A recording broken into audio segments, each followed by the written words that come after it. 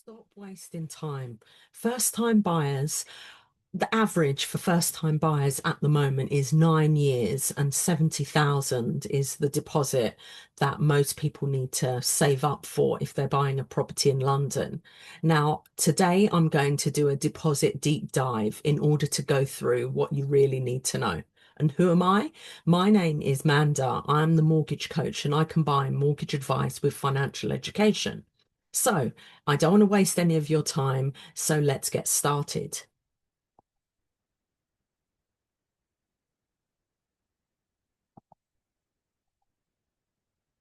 Okay, so what we're going to be talking about today is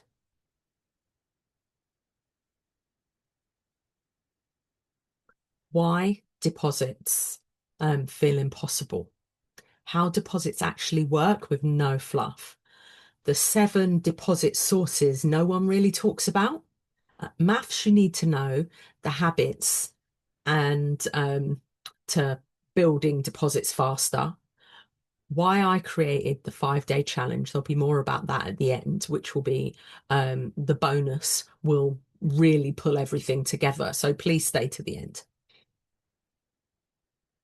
Right, so let's get started. So, why deposits feel impossible? As I said right at the beginning, the average is 9 years. So most people start saving in their 20s and they normally buy around 34, which is a long, long time. What if I told you there was a way that you could cut that down dramatically? That's the bonus at the end, and I'll talk to you about that later on. Now, a lot of lenders have done surveys and looked into why it's taking people so much longer to save for a deposit when back in the day, in my day, it didn't take that long. So, is it because property prices have gone up a lot? That's an element of it. But the main reason is because people are saving blindly.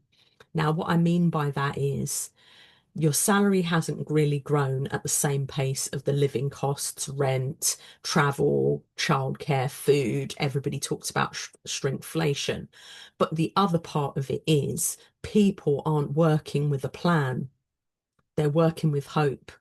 They're just saying, at the end of the month, whatever money I've got, I'll just put in and see how it goes. If something comes up and I can't save this month, don't worry about it. I'll save again another month. But there's no consistency, and consistency makes such a big difference. Now, everybody is saving in silence. The amount of first-time buyers that come to me and they say, "Oh, I've saved da da da da da da da, and I've been saving for how many years?" And I'm like, "Oh, you do realize you didn't need to save this much, or you do realize you need to save more." And because they haven't worked it out, they don't actually know what the true figures are.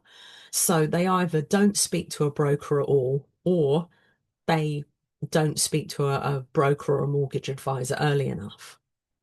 They don't really understand what lenders want. So they just save randomly. They assume when they go see a lender that when they're told what they can afford, it's just that it's not just that one lender specific. That is what everybody's thinking, when again, that isn't the case. I mean, saving in silence is saving really slowly. You've got no accountability. So there are 2 paths: saving alone or saving guided. When you're saving solo, you're guessing your deposit. There's no structure, no accountability. It can, as I said before, stop and start. It really is difficult to sort of keep going. You can sort of feel like you're behind in some situations as well. Or you can take path number 2, where we work out your affordability. We give you clear numbers of what your target deposit will be based on your affordability. In some situations, we can even, if you know your career path and you know what your salary. I had one client and she had a career path set, and she was like, right, while I'm here at this level, I'm earning this, but in 2 years, I'll be earning this, and 4 years, I'll be earning that. She actually had a path, and you can do that with certain industries, like the police, they have a set target, nurses, doctors, as you go up in your grades, even working for the council, you go up in grades the longer you're there, or if you get promoted and things like that. And because of that, you can predict in 3 years, 5 years time what salary you're going to be on, and then you know what deposit you need to save up for now. I hope that makes sense. Feel free to put any questions in the comments of things that you don't understand. But when you have a guided plan, you have accountability, your progress is so much faster because you know you have a roadmap.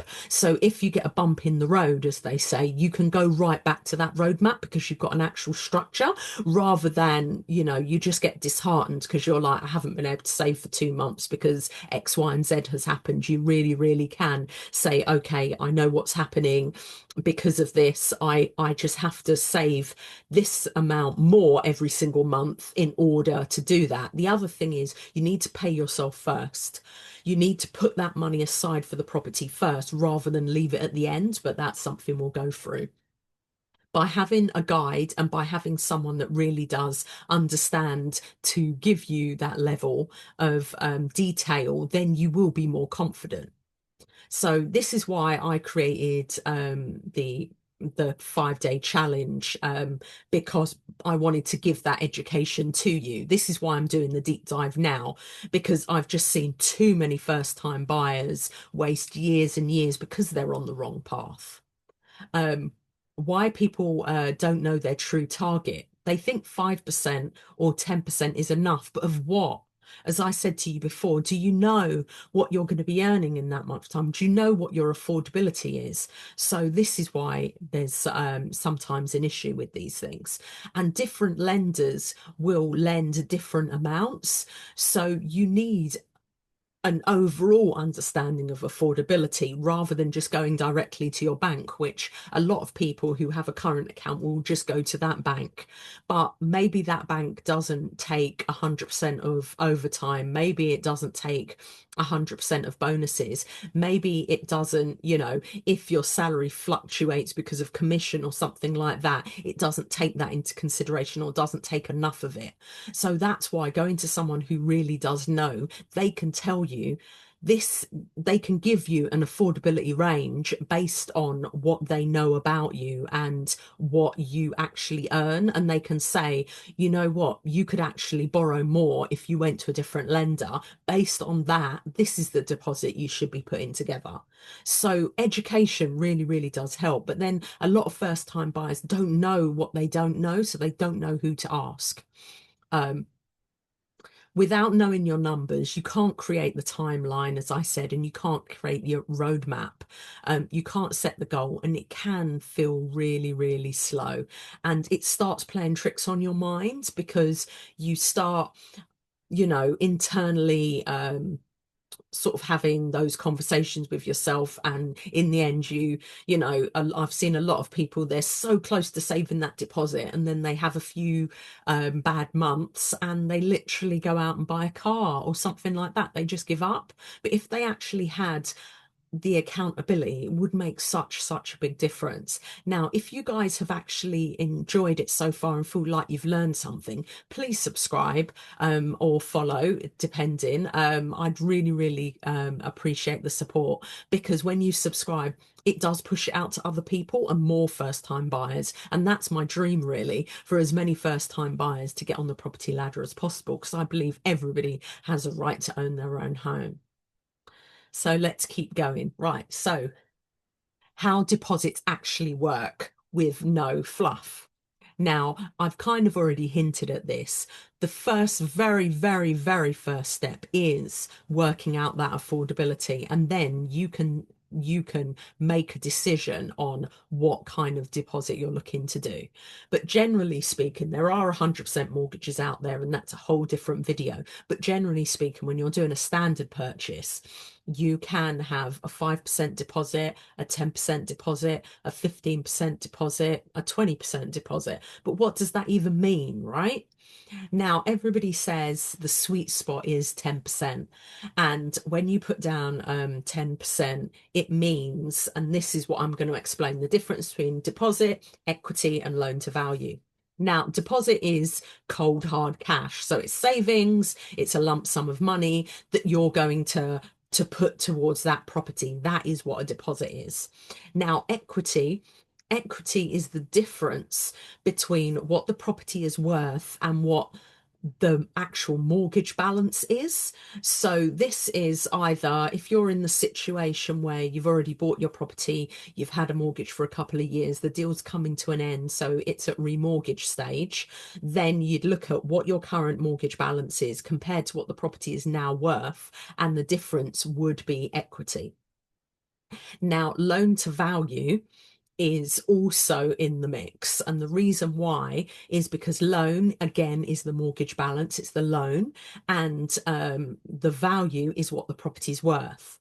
Now, loan to value will mean two different things when it comes to deposit and when it comes to equity. So, for example, if you start with loan to value for when you're a first time buyer buying your first property, what that will be is it will actually be what money you're putting down compared to what the purchase price is. So, for example, if the purchase price is 250,000 and you are putting down a £50,000 deposit, that means the loan is only 200,000. I say only, but you know what I mean. So that means that the loan is 200,000, the value, the purchase price is 250, which means that the loan to value is 80% because that 50,000 is actually 20% of the value of the property. So when you're putting down a 20% deposit, the loan to value would be 80%. Now, if you are remortgaging or a family member is remortgaging to maybe give you some money for a deposit, they would refer it to as how much equity they've got in their property. So they would look at how much their property is worth, and they may have bought it many years ago, and now it's say worth 500,000, and their loan may be only 250,000.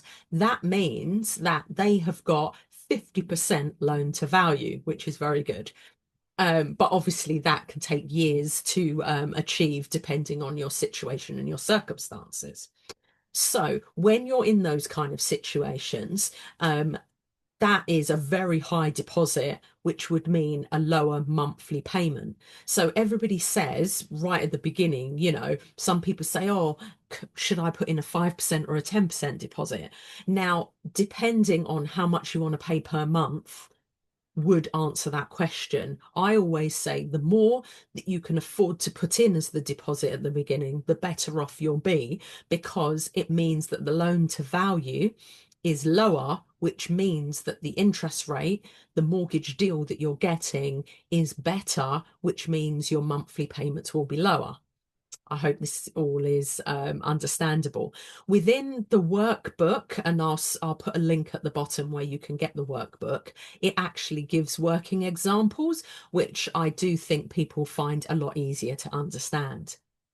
Now, what lenders are really looking at, they look at affordability, they look at credit, they look at stability. Now, a lot of people come to me and they say, you know, I want to put down a 5% deposit. But then when people look at their credit or how long they've worked somewhere, or if they've maxed out their credit, or if they've got car finance, or those kind of things that brings down their affordability, sometimes lenders will say to them, well, we have to put in, and it's called a stress test. So because of that, you can't borrow as much. So you need to put in a higher deposit. So when lenders are looking at you and they're looking at your affordability, your credit, your stability, it can affect how much deposit you need to put in. It is all linked. So that's why it's really, really good to see sort of a mortgage advisor or myself as the mortgage coach a little bit earlier, so you get an understanding of all these components coming into play. Again, if you've got any questions, please put them in the chat. If you're learning, if you've learned one thing, please give the video a like. If you've learned more than one thing, consider subscribing so it pushes the video out so more first-time buyers get to see it.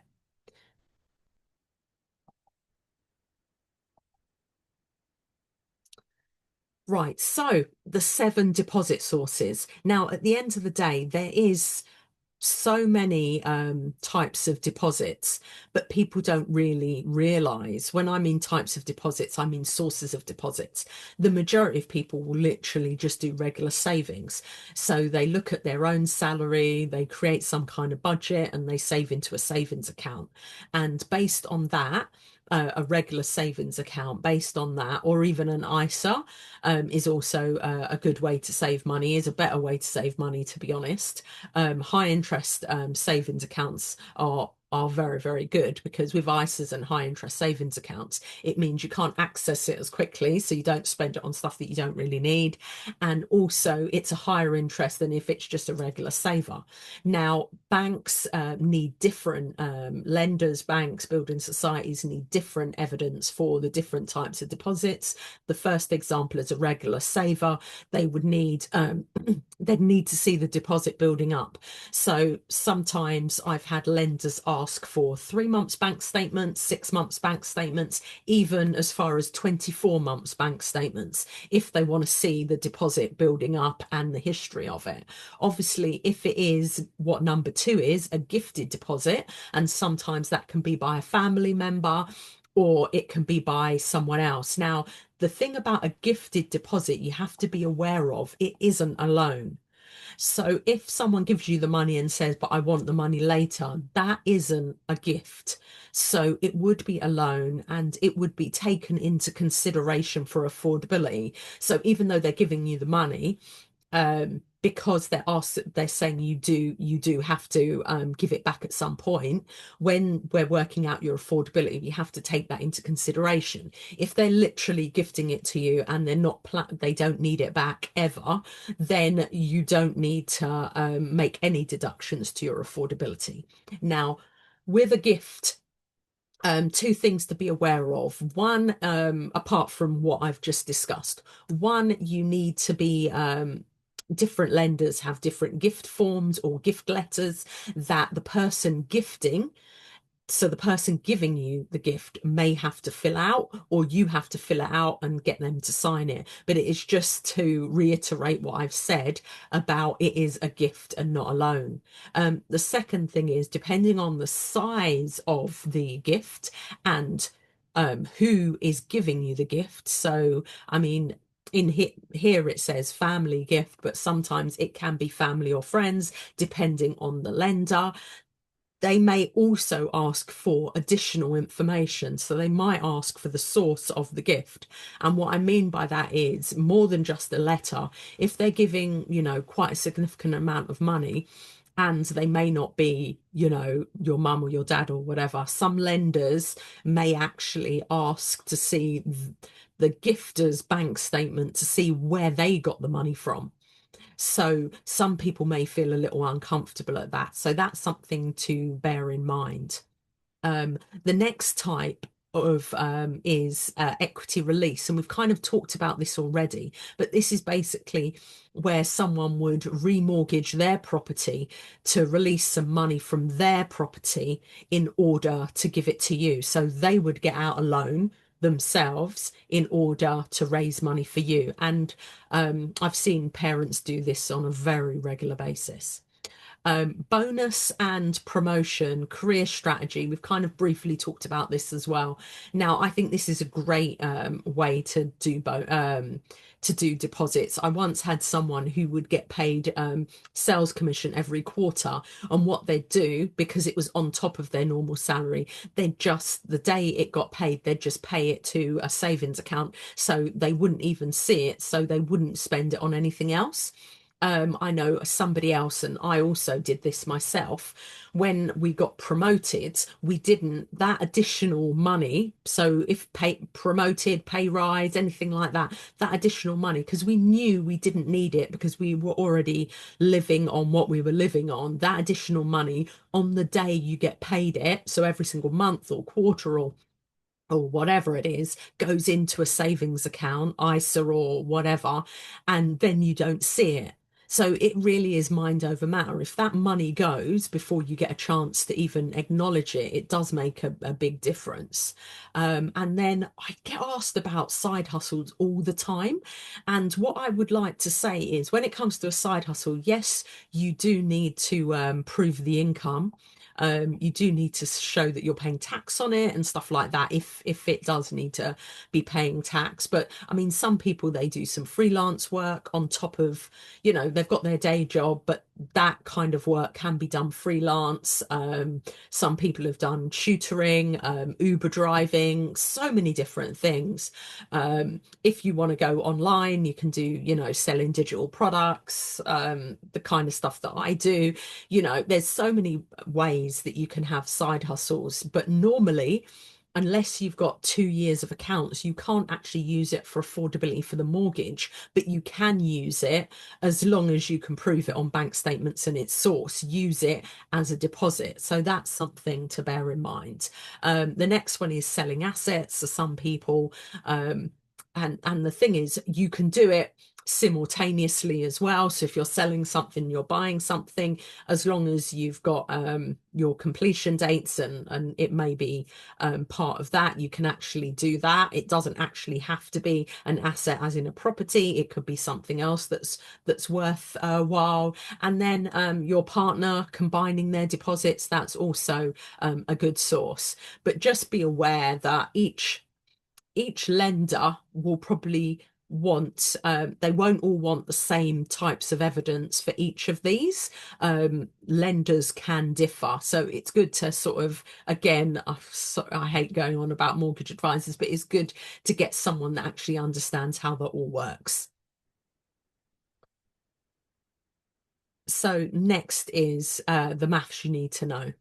So when you are, going up the property ladder versus your salary, so how you calculate your personalized deposit target, as I've kind of said, you work out your affordability. So you use an affordability calculator, work out your affordability, and then based on that, what is 5% of that? What is 10% of that? Where are you working for? The other thing is, as you look at sort of property prices and you're comparing your salary strategy and where you'll be, that's also worth looking at.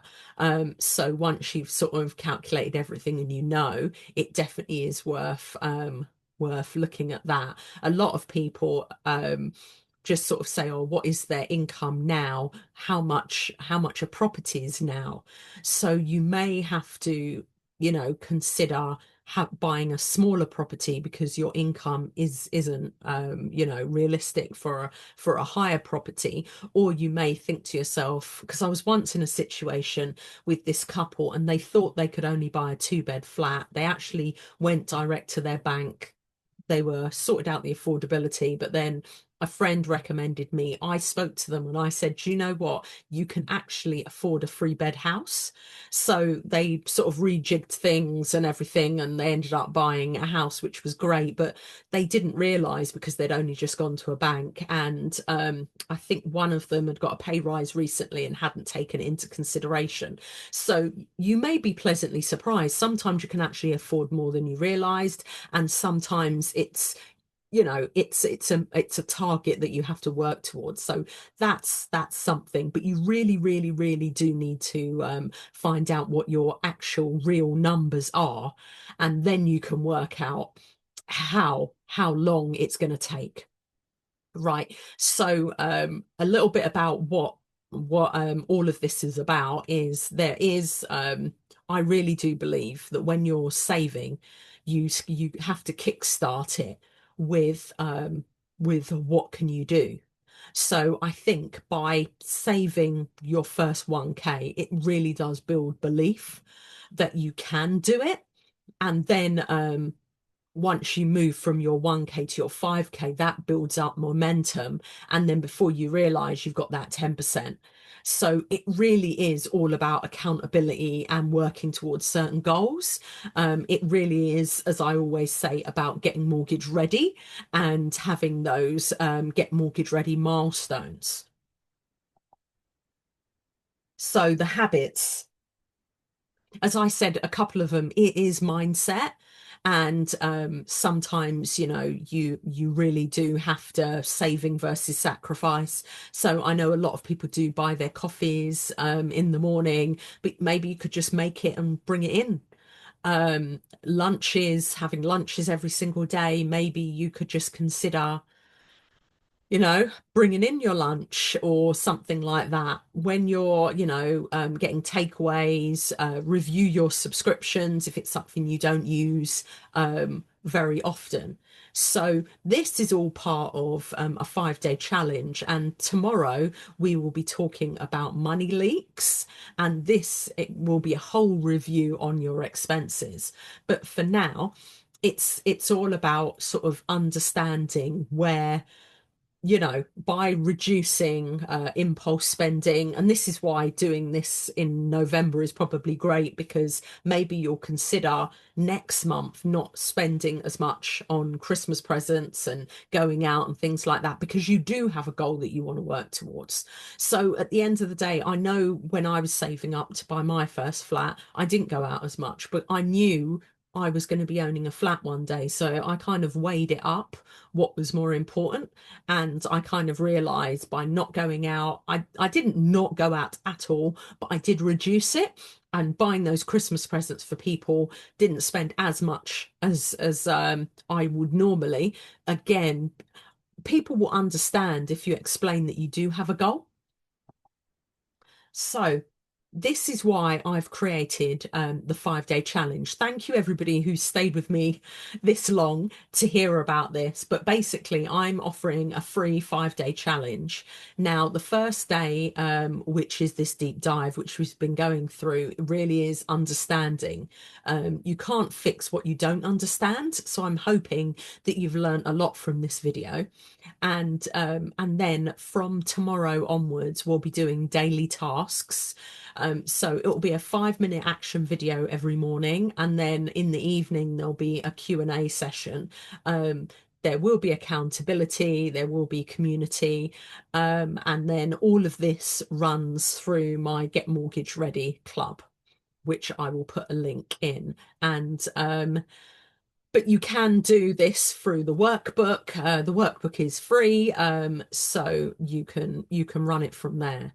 So that is basically where we are.